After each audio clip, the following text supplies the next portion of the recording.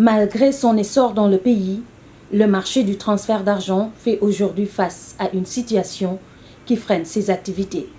Les acteurs dénoncent une mauvaise prise en charge.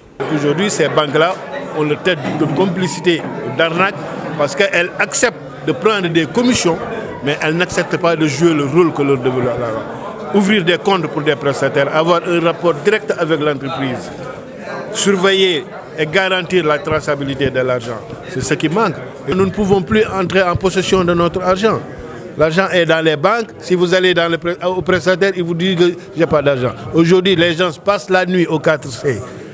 Dans les banques, dans certains secteurs comme à Touba, des grandes villes, les gens ne payent plus parce que vous ne pouvez pas payer et ne pas entrer en possession. Ou bien vous n'avez même plus de quoi payer parce que votre argent est entre les mains d'un opérateur qui l'a utilisé à d'autres fins. C'est un constat.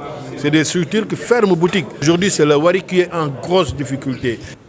Entre des prestataires qui perdent des sommes colossales, des clients qui ne savent plus à quel sens se vouer, mais surtout la perte de milliers d'emplois, le réseau national des prestataires du transfert d'argent demande le respect de la réglementation, notamment l'instruction 13 de la BCEAO.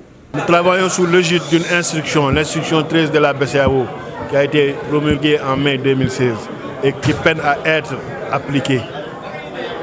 Et nous sommes dans un pays organisé normalement. Quand des lois sont votées, c'est pour être appliquées. Nous avons constaté que depuis que cette loi est sortie, il n'y a jamais eu d'application.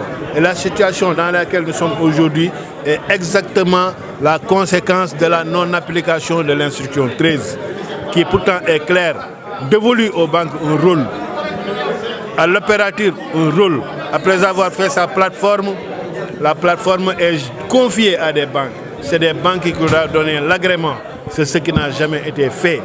Dans une dynamique d'accompagner activement l'État du Sénégal dans sa politique de création d'emplois, le RENAPTA exhorte l'État du Sénégal à s'autosaisir du dossier en vue d'éviter la faillite du secteur.